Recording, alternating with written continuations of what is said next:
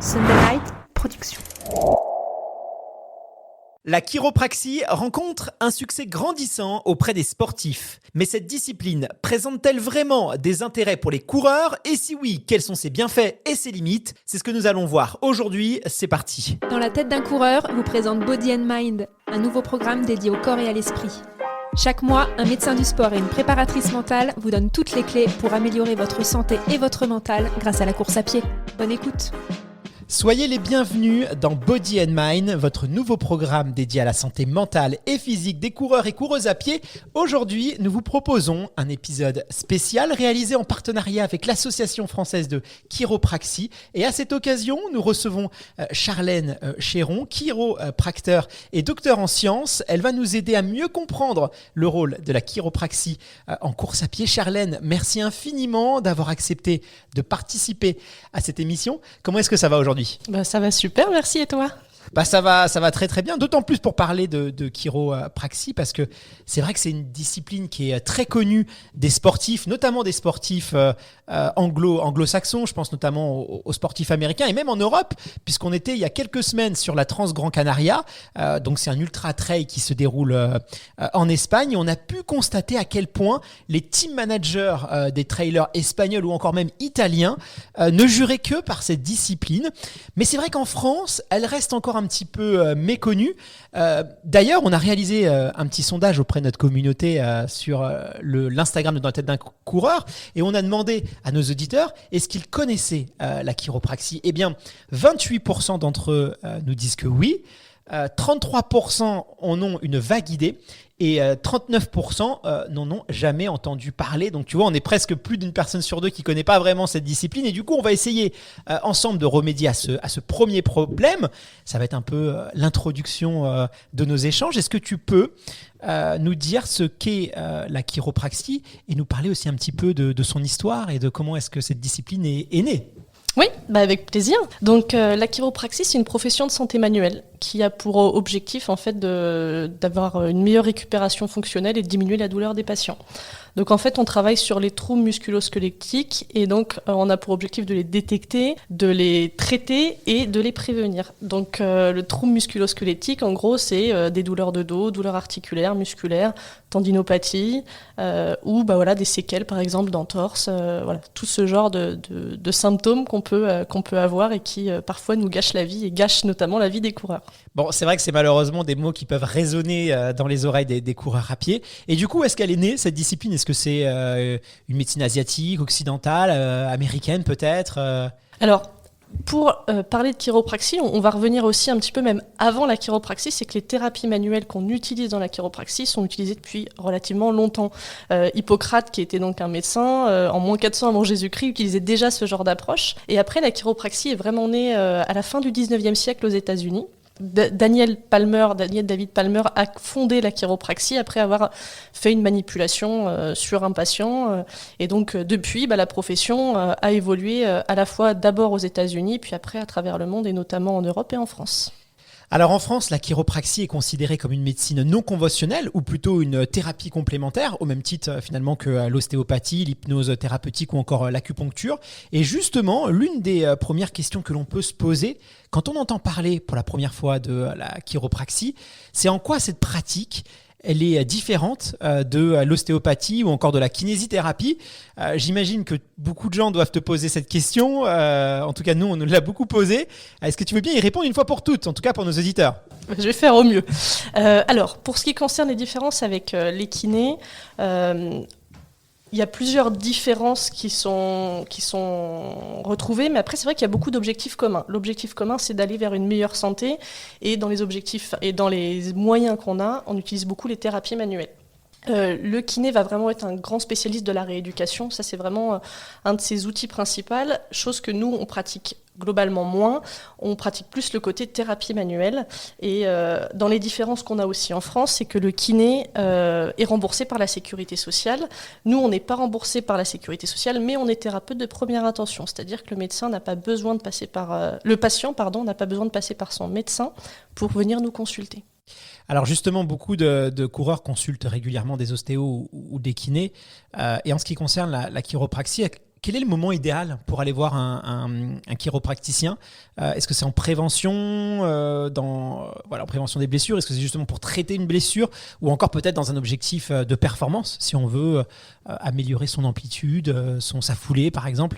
Voilà, c'est la porte d'entrée finalement pour aller consulter un chiropracteur, c'est quoi? En fait, le premier motif de consultation, c'est la douleur. Mais c'est pas uniquement ce qu'on prend en charge. On est là vraiment pour essayer de rétablir une meilleure dynamique fonctionnelle et donc permettre au corps finalement de développer moins de douleur, de récupérer plus rapidement. Donc je dirais que forcément quand il y a de la douleur, c'est d'autant plus pertinent, mais on peut aussi tout à fait intervenir pour éviter justement la survenue de celle-ci. Et justement, c'est quoi les examens que tu vas toi réaliser par exemple avec tes patients? Comment se passe peut-être une séance type? Est-ce que tu peux nous en dire un petit peu plus? Parce que c'est vrai que souvent c'est un peu l'inconnu, c'est un peu d'ailleurs ce qui peut freiner les gens à aller voir un spécialiste ou une discipline qu'ils ne connaissent pas. Même l'ostéo, encore. Je sais qu'il y a des coureurs, alors peut-être pas forcément de ma génération, mais la génération d'avant, qui rechignent à aller voir un kiné ou un ostéo parce que finalement ils savent pas trop à quoi s'entendre et puis la lignée, ça fait peur l'inconnu. Et donc je suis sûr qu'il y a plein de gens qui connaissent des personnes qui veulent pas aller voir des professionnels de santé parce que justement il y a cette barrière là. Alors est-ce que tu peux nous expliquer un peu plus comment se déroule une séance et quel type d'examen tu vas pratiquer sur un coureur, par exemple? Oui, écoutez, la séance, elle se déroule surtout en 3 étapes. Donc la première, c'est on prend le temps de discuter avec le patient concernant ce qui a motivé sa consultation, on fait un bilan sur les habitudes de vie, sur les objectifs qu'il veut atteindre aussi. Donc là, c'est vraiment un moment juste d'échange, on prend le temps de discuter. Ensuite, en général, on passe à la partie plutôt d'examen. Donc on va essayer justement de faire un bilan complet au niveau du corps. On regarde la posture, la manière dont le corps fonctionne. On fait des tests pour vérifier aussi si on reproduit certains symptômes du patient. Et donc de la palpation aussi pour voir un peu la dynamique. À l'issue de cet examen, on doit être à même de comprendre les dysfonctionnements qui sont présents, voir si ça explique parfois justement la raison de la consultation. Et à ce moment-là, on va bien discuter avec le patient sur ce qu'on va pouvoir éventuellement mettre en place comme stratégie pour atteindre l'objectif qu'on s'est fixé ensemble. Il y a vraiment un contrat qu'on passe ensemble. Et à l'issue donc de cette partie-là, on va mettre en place le traitement. Donc le chiropracteur, dans les traitements qu'il va mettre en place, donc c'est majoritairement des thérapies manuelles, donc ça peut être un travail par exemple de mobilisation, manipulation articulaire. Nous, on appelle ça les ajustements. Et je trouve que c'est un mot qui parle bien, c'est-à-dire qu'on va essayer de faire en sorte que le corps soit le plus adapté possible à tous les stress qu'il peut rencontrer, donc les stress mécaniques notamment. Et donc ça va être des manipulations, des mobilisations articulaires, ça peut être un travail sur les muscles, ça va être aussi la proposition d'exercices à mettre en place à la maison, certains conseils, des stratégies pour essayer justement d'atteindre les objectifs qu'on va se fixer ensemble. Et quel type on va rester sur les personnes sportives, mais quel type de sportifs viennent te voir? Alors, on parlait de l'Amérique tout à l'heure, mais je sais que dans le football américain, les sports à impact, il y a pas mal de sportifs qui ont recours à ça. Concrètement, un coureur, c'est sur quel type de pathologie? Est-ce que déjà tu vois beaucoup de coureurs, toi, dans ton cabinet? Et si oui, c'est sur quel type de pathologie? Pour que ce soit un petit peu plus concret. Ouais. Même si ça apporte pas forcément grand-chose, mais c'est toujours pour la curiosité, c'est intéressant de savoir ça. Souvent, les blessures au niveau, les motivations, c'est des douleurs souvent au niveau des jambes, des tendinopathies, des périostites, des dysfonctionnements articulaires. On sent qu'il y a une articulation qui est problématique lors de la course à pied, par exemple. Donc ça, c'est vraiment ce qu'on voit beaucoup en cabinet. Et donc, comme je vous disais, on essaie vraiment de regarder un petit peu toutes les dysfonctions qui sont associées parfois aux symptômes du patient, et de trouver la stratégie, les exercices à mettre en place, les thérapies qui vont le soulager, quoi. D'accord, donc on reste quand même sur des blessures un peu classiques malheureusement, oui. Du coureur à pied, et qui peuvent être évitées aussi, je tiens à le dire à nos auditeurs, avec quelques règles de bon sens, comme notamment la progressivité, la récupération. Souvent des fois on fait tout bien et malheureusement on peut être embêté aussi, il peut y avoir des problèmes d'équipement ou ce genre de choses, mais l'une des meilleures préventions, c'est aussi de respecter des règles de progressivité, c'est extrêmement important. Je pense que tu vas pas me contredire sur ce point-là. Pas du tout, et je trouve que justement tout à l'heure je parlais du traitement, mais dans le traitement il y a vraiment on parle un peu d'éducation thérapeutique, c'est donner des conseils aussi, voire en fait faire un bilan de l'état des lieux du patient, c'est-à-dire est-ce que au niveau du sommeil c'est suffisant, est-ce que sur différents autres paramètres qui rentrent en compte dans le développement de symptômes, Donc on n'a pas forcément des mains magiques, hein. L'idée c'est vraiment de prendre le patient dans sa globalité et de trouver les stratégies qui vont l'aider. Bon, c'est toujours embêtant d'avoir une petite périostite ou les tendinites, ça peut aussi gâcher la vie des coureurs à pied. Donc en tout cas, ça c'est des pathologies que tu as l'habitude de traiter. Et rassure-moi, tu trouves des solutions et tu arrives à soigner tout le monde. Parce que des fois, quand on est blessé, on a l'impression que le monde s'écroule sur nous. On est passionné souvent les coureurs à pied, tu sais. Donc on a du mal à relativiser quelquefois. Voilà, s'il y a peut-être des auditeurs qui nous écoutent en ce moment et qui ont des petits pépins, voilà, pas d'inquiétude, une petite séance et puis on arrive à trouver des solutions. Alors, oui, je dirais que souvent on arrive à aider les patients. Après, il y a des fois où sur des pathologies chroniques, clairement, l'intervention seule de la chiropraxie va pas être suffisante. Et donc, on va essayer justement de trouver une équipe à côté, s'entourer de professionnels qui vont permettre de trouver les bonnes stratégies. Voilà, sur quelque chose de récent, de peu invalidant, parfois une séance peut être suffisante. Sur des choses plus complexes, il va falloir mettre en place des stratégies thérapeutiques plus importantes. Et du coup, comment est-ce que va travailler un chiropracteur ? Tu nous parlais des mains. Est-ce que vous allez aussi utiliser des outils, par exemple ? Voilà, ce genre de choses ? Oui, alors c'est vrai que l'outil principal, je dirais, c'est la tête et les mains. La tête, parce que l'idée, c'est d'arriver à comprendre ce qui se passe et de trouver les stratégies possibles. Donc les mains, parce qu'une grosse partie du traitement passe par les mains.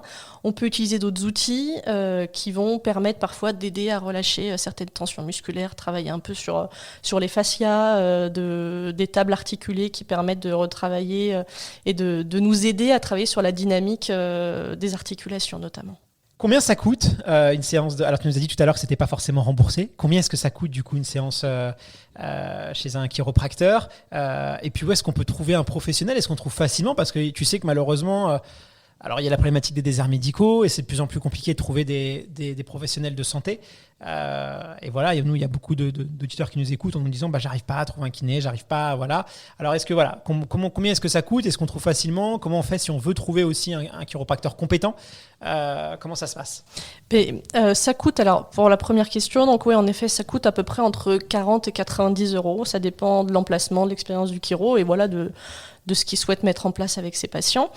Ensuite, pour trouver des chiropracteurs, moi je vous recommande d'aller sur le site de l'AFC parce que ça permet vraiment, nous on contrôle les diplômes des chiropracteurs, donc c'est chiropraxie.com et de trouver un chiropracteur près de chez vous. Et tu parlais des déserts médicaux et c'est intéressant parce que moi j'habite dans une zone où il y a pas mal de médecins mais les kinés sont un peu chargés et du coup les médecins m'envoient leurs patients pour la plupart en attendant justement on va essayer moi je vais faire le maximum et si la pathologie persiste derrière le kiné va pouvoir prendre le relais, donc là c'est là où on a tout intérêt à faire ce genre de travail complémentaire et d'intervenir notamment dans les zones de déserts médicaux. Charlène, j'aimerais maintenant qu'on s'intéresse un peu plus spécifiquement aux bienfaits de la chiropraxie pour les runners.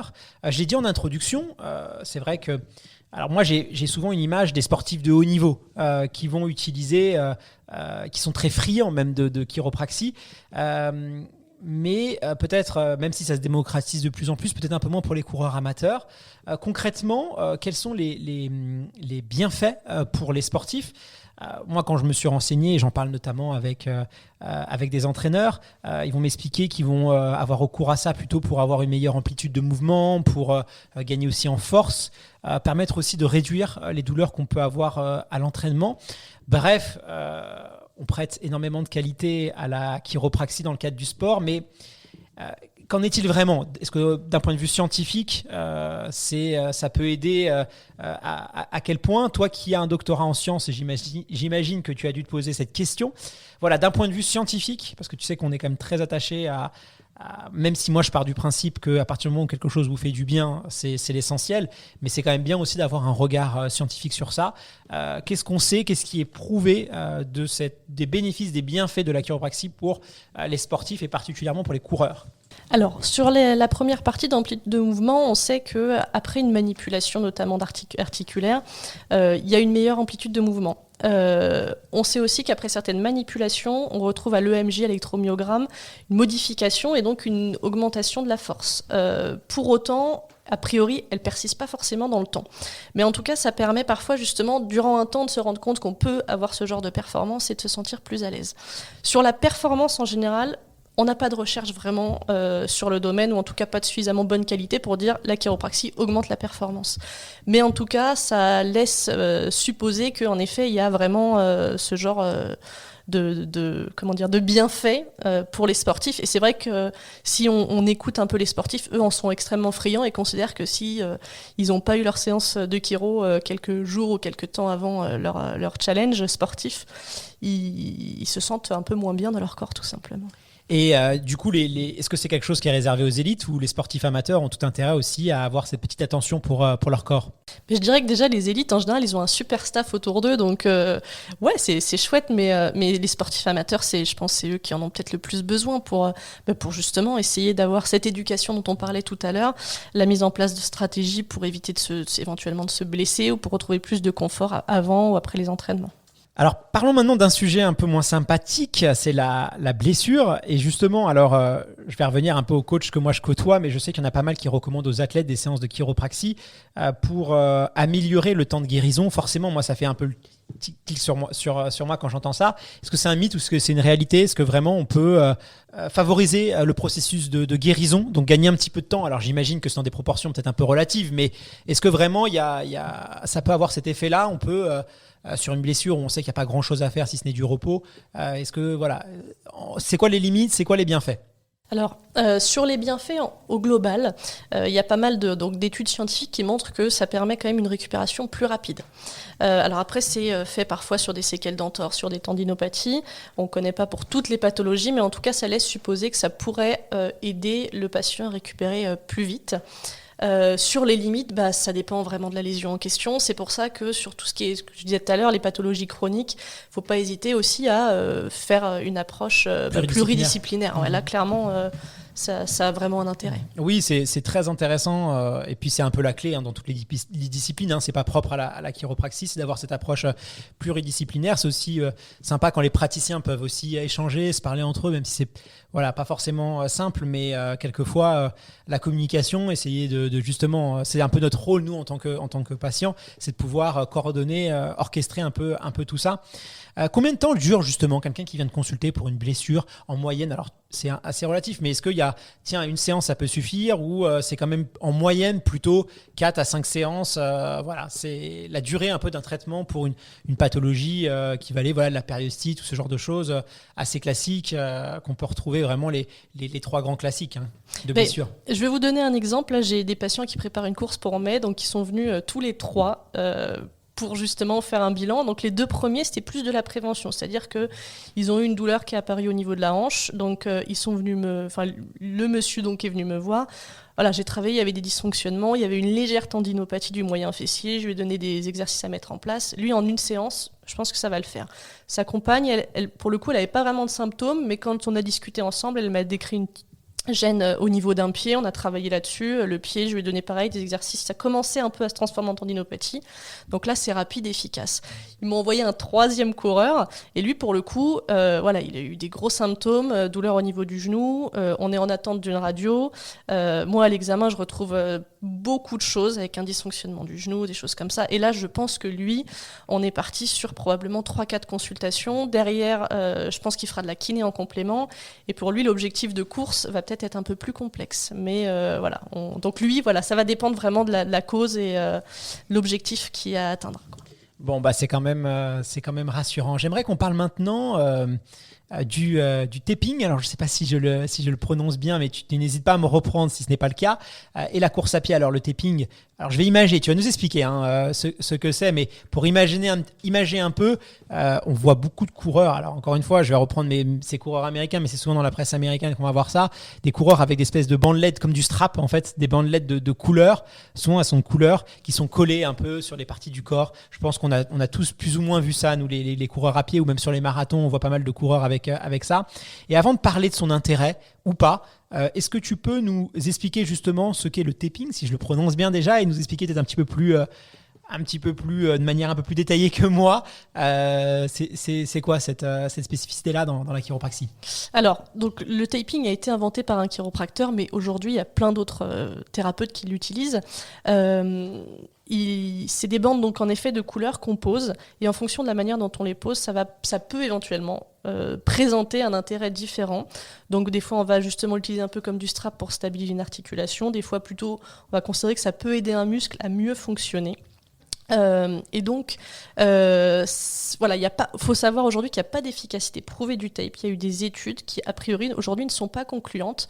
Donc, voilà, c'est une stratégie qu'on peut utiliser si le patient, si le coureur se trouve vraiment soulagé. Pourquoi pas. Après, voilà, faut savoir que ça n'a pas d'efficacité prouvée aujourd'hui. Donc, c'est comme les étirements un peu. Pour certains, on va considérer que pour certains ça aide, pour d'autres moins. Donc à voir. Encore une fois, il faut essayer. Et puis si ça vous fait du bien, c'est l'essentiel. Je sais qu'il y a beaucoup de coureurs qui en recourent et qui me parlent de ça. On nous pose aussi beaucoup la question et je sais que voilà, il y en a, ça semble faire quand même pas mal de bien à pas mal de coureurs. Donc voilà, il faut essayer et puis voir après si ça vous apporte un bénéfice ou pas. Et justement, alors ça c'est pas réservé qu'aux athlètes professionnel. J'ai l'impression qu'aujourd'hui le taping, ça c'est quand même beaucoup je parlais des marathons, c'est vrai que fut un temps on en voyait plutôt sur les coureurs élites. Aujourd'hui moi qui couvre des marathons, je le vois vraiment sur pas mal de coureurs justement qui veulent éviter des petits soucis ou qui veulent améliorer certaines choses, des petits réglages, qui utilisent ça. C'est vraiment quelque chose qui peut être utilisé par tous les coureurs. Oui, ça s'est démocratisé parce que voilà, certains en ont trouvé vraiment un bénéfice, un intérêt, et donc il y a de plus en plus de thérapeutes qui se sont formés à cette approche. Et puis voilà, moi quelqu'un je peux le tester de temps en temps avec mes patients, s'ils trouvent que ça les aide, on l'utilise pour aider un peu. J'aimerais maintenant qu'on parle d'un sujet qui, moi, m'intéresse beaucoup. C'est la chiropraxie dans le processus de récupération. Alors, et d'ailleurs, je passe un petit coucou à Fred, parce que Fred, évidemment, c'est notre ancien consultant qui est entraîneur aussi au Stade français d'athlétisme et qui, me parle beaucoup aussi de la chiropraxie et qui, je sais, dans ses prépas, par exemple, la prépa pour le 100 km de Millau qu'il a couru, je sais qu'il a beaucoup utilisé la chiropraxie en termes de récupération. Voilà, Fred, lui, il est très friand de cette discipline. Je sais qu'il utilise beaucoup aussi dans tout ce qui est justement prévention des blessures, amélioration de la récupération. Voilà, moi je m'intéresse beaucoup à la récup parce que c'est un élément vraiment déterminant dans la course à pied et en particulier pour l'assimilation de l'entraînement, donc pour progresser mais aussi pour éviter les blessures. Un athlète qui ne va pas optimiser sa récup va plus difficilement progresser et risque quand même de beaucoup plus se blesser. Donc en quoi justement la chiropraxie, même si Fred m'en a un peu parlé, en quoi est-ce que ça peut être utile, notamment quand on fait des prépas longue distance? On pense aux trailers, on pense aux coureurs de 100 km, on pense aux marathoniens, où là vraiment il faut avoir un soin particulier parce que malheureusement combien de coureurs se blessent 2 semaines, 15 jours avant le marathon. Ça peut être très dur parce que c'est souvent fin de prépa, sinon c'est pas drôle quand la blessure revient. Donc comment justement est-ce que la chiropraxie peut aider les coureurs à pied dans ce processus de récupération? Comment on peut les accompagner? Voilà, s'il y a des coureurs qui sont en pleine prépa UTMB, trail ou marathon, quel conseil tu peux leur donner justement pour utiliser la chiropraxie dans la récup? La chiropraxie, comme je le disais tout à l'heure, va essayer d'améliorer la fonctionnalité du corps. Donc ça va permettre d'aider à reposer un peu, notamment les muscles, après des grosses sessions d'entraînement. D'assouplir au maximum les articulations. Parfois, c'est vrai que ça permet vraiment de ressentir un relâchement. Et du coup, ça diminue ce genre de symptômes parce que même s'il n'y a pas forcément de douleur, il peut y avoir un peu des inconforts quand on est en fin d'entraînement notamment. Donc souvent, ça permet de diminuer tous ces symptômes-là et donc au corps de mieux se reposer et donc une récupération plus efficace. Oui, on pense souvent notamment après les sorties longues ou quand on fait beaucoup de dénivelé positif ou même de descente. On sait que les ischios, les quadriceps... D'ailleurs, tu dois avoir pas mal de trailers de plus en plus peut-être, je pense, dans ton cabinet. Ouais, c'est plus des trailers maintenant que j'ai que des coureurs finalement sur route. Mais c'est pas étonnant, c'est parce que ça, musculairement, j'imagine... Alors déjà, il y a la distance et puis il y a aussi toutes les contraintes des blessures simples. On va se tourner la cheville sur une branche ou ce genre de choses. Ou sinon, tout ce qui est ischio, quadriceps, là on voit que c'est quand même mis à rude épreuve, surtout quand on est en reprise de saison, surtout quand on a tendance à faire un peu plus de dénivelé. Ça c'est important, justement, toute cette notion musculaire. Ouais, exactement. Là du coup c'est vrai qu'il y a pas mal de choses à vérifier au niveau de notre examen, les chevilles, genoux, hanches, on va vraiment essayer de travailler là-dessus et puis de trouver un petit peu ce qui marche mieux pour le patient, d'améliorer sa fonction et d'aider à sa récup, quoi. Charlène, ça a été un épisode passionnant. Merci beaucoup parce que c'est vrai que voilà, moi j'avais plein de questions à poser par rapport à ces disciplines que j'entendais beaucoup parler. Et puis aujourd'hui, c'est vrai que c'est quelque chose qui est au cœur des débats des coureurs rapides. Donc ça m'a permis d'y voir un petit peu plus clair. Quels sont selon toi les éléments clés à retenir de notre échange si on devait un petit peu synthétiser la chiropraxie, ses bienfaits, ses vertus pour les coureurs? Voilà, je te laisse un peu conclure. S'il y a peut-être d'autres éléments que tu veux ajouter, tu n'hésites pas. Mais comment est-ce qu'on pourrait conclure un peu cet échange si on veut un peu synthétiser tout ce qu'on s'est dit? La chiropraxie, je dirais que ça peut être vraiment un allié pour avoir un corps qui soit en meilleure santé. Voilà, en meilleure santé. Et donc du coup, pas hésiter à faire éventuellement un bilan ou si jamais il y a des symptômes qui sont présents, de venir consulter parce que le chiropracteur est formé à améliorer la fonctionnalité du corps et à réduire les différents symptômes qui peuvent découler de ces dysfonctionnements-là. Et on n'hésite pas à venir te voir, que ce soit alors soit sur une blessure, soit même en début de prépa, si on a un gros objectif pour justement éviter ça. Moi, j'ai beaucoup, c'est très important pour nous de sensibiliser les gens sur la prévention parce que on fait de la course à pied. Si on fait du sport, l'une des premières motivations, c'est un peu notre outil de travail, le corps, mais c'est aussi le fait d'être en bonne santé. Donc pouvoir justement anticiper ça, éviter les blessures, respecter notre corps, c'est extrêmement important. Donc vraiment, n'hésitez pas à aller voir un praticien, celui qui vous semble le plus intéressant pour vous, au début d'une prépa, d'un gros objectif, parce que c'est comme ça aussi qu'on peut éviter les pépins. Merci beaucoup Charlène pour toutes tes explications. On peut te retrouver sur le salon du running, Run Experience, qui aura lieu au parc des expositions de la Porte de Versailles. Alors c'est un peu la grande fête du marathon, pour le marathon de Paris. Hein. Chaque année, on peut voir pas mal de spécialistes. Il y aura un stand justement de l'AFC, donc la Fédération de chiropraxie, et qui proposera, je crois, gratuitement aux visiteurs du salon des poses de taping, justement, s'ils veulent essayer. Donc ça, c'est top. C'est un bon moyen de voir justement si ça peut être efficace.